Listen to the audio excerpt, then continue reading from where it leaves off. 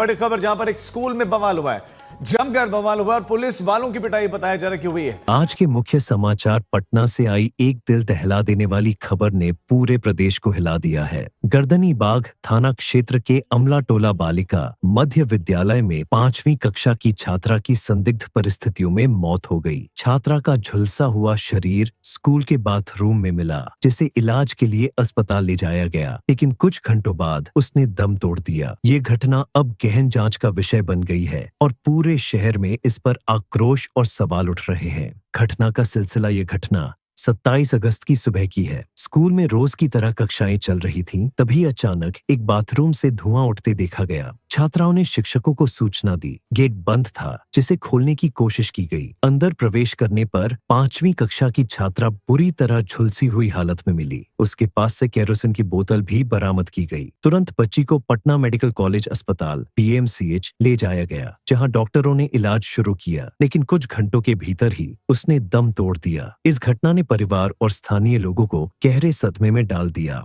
मृतक का कथित अंतिम बयान, इलाज के दौरान बच्ची का कथित बयान भी सामने आया, जिसमें उसने कहा कि उसकी किसी से कोई झगड़ा नहीं हुआ था और न ही स्कूल में किसी लड़ाई झगड़े का मामला था। यह बयान कई सवाल छोड़ गया है, क्योंकि परिवार का मानना है कि बच्ची आत्महत्या नहीं कर सकती। परिजनों का आरोप, मृतक बच्ची की पहचान तमरिया निवासी सोया परवीन के रूप में हुई। परिजनों ने कहा कि 10-11 साल की बच्ची आत्महत्या नहीं कर सकती। उनका आरोप है कि किसी ने जानबूझकर उसे जलाया है। भाई ने आरोप लगाया कि उसे अपनी बहन को देखने से रोका गया और उसका बैग कहीं और ले जाया गया। परिजनों का कहना है कि सच छुपाने की कोशिश की जा रही है और दोषियों को कड़ी सजा मिलनी चाहिए। स्थानीय लोगों का आक्रोश। घटना के बाद स्थानीय लोग और अभिभावक स्कूल के बाहर इकट्ठा हो गए। उन्होंने स्कूल प्रशासन से जवाब मांगा कि आखिर बाथरूम में केरोसिन की बोतल कैसे पहुंची और लंबे समय से बंद पड़ा बाथरूम अचानक उसी दिन क्यों खोला गया। स्थानीय नागरिकों ने यह भी कहा कि पहले भी स्कूल में अनियमितताओं की शिकायतें सामने आती रही हैं। पुलिस और प्रशासन की कार्रवाई, परिजनों के बयान पर पुलिस ने मामला दर्ज कर लिया है। अधिकारियों का कहना है कि सच्चाई केवल वैज्ञानिक जांच और फॉरेंसिक रिपोर्ट से ही सामने आ सकेगी। CCTV कैमरों के DVR को जांच के लिए फॉरेंसिक प्रयोगशाला भेजा गया है, क्योंकि शुरुआती फुटेज स्पष्ट नहीं थे। फॉरेंसिक विशेषज्ञों की टीम ने घटनास्थल का निरीक्षण किया और नमूने इकट्ठा किए हैं। SDPO ने कहा, यह मामला पूरी तरह जांच के अधीन है। फॉरेंसिक रिपोर्ट और CCTV विश्लेषण के बाद ही यह तय होगा कि बच्ची ने खुद आग लगाई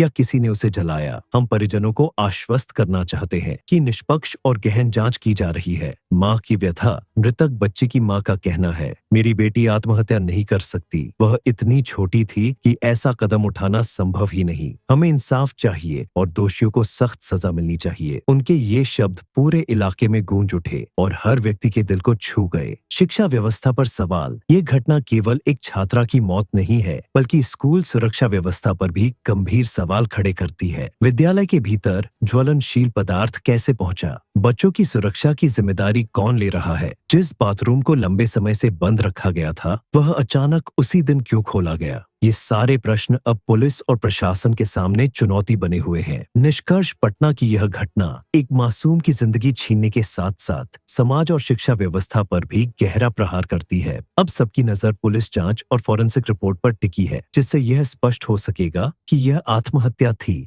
या किसी गहरी साजिश का हिस्सा। फिलहाल परिजनों और स्थानीय लोगों की एक ही मांग है, दोषियों की पहचान हो और उन्हें कठोरतम सजा दी जाए। मासूम छात्रा जोया परवीन को न्याय दिलाया जाए।